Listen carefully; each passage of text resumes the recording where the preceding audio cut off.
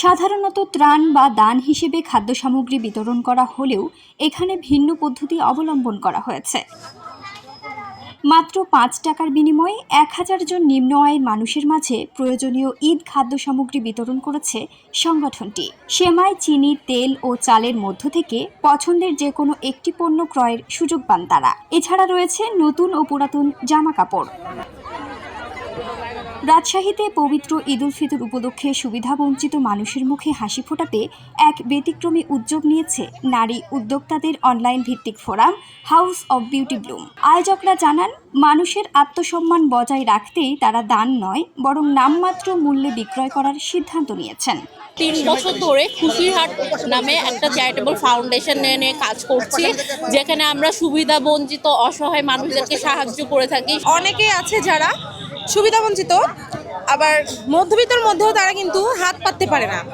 ৫ টাকাতে কিনলে তারা মনে করবে যে তারা কিনেছে, তারা মনে করবে না যে এটা দান, তারা ভাববে আমরা কিনেছি। বাবুদের কিছু ড্রেস আছে, তারপরে বড়দের ছেলে মেয়ে সবারই পোশাক দিচ্ছে। শুধু ৫ টাকার বিনিময়ে তারা সামাই, পোলাওয়ের চাল, চিনি এগুলো পেয়ে যাচ্ছে।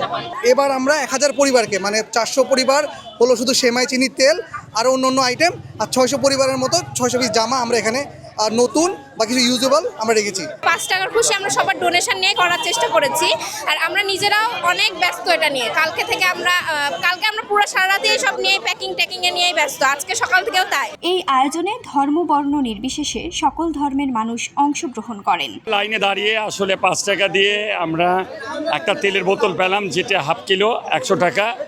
যাক, ভালো লাগলো। আত্মমানবতা সেবাই নারা যে এগিয়ে এসছেন আমাদের গরিব পাশে। লাইনের দাঁড়া থাকা চাল কতখানি জানি না বাবা, চাল লিছি ৫ টাকা দিয়ে চাউল লিছি বাবা। সকালে এসেছি 10টার দিকে, একটা জামা পেলাম ৫ টাকাতে। ভালো লাগছে, আমার খুবই ভালো লাগছে।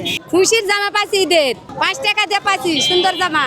৫ টাকাতে সামাই পেলাম, ৫ টাকার বিনিময়ে সামাই পেলাম। এটাই খুশি, ৫ টাকার বিনিময়ে এটাই খুশি। ঈদের আনন্দ শুধু নিজ পরিবারের জন্য নয়, তা সবার মাঝে ছড়িয়ে দেওয়ায় প্রকৃত সার্থকতা।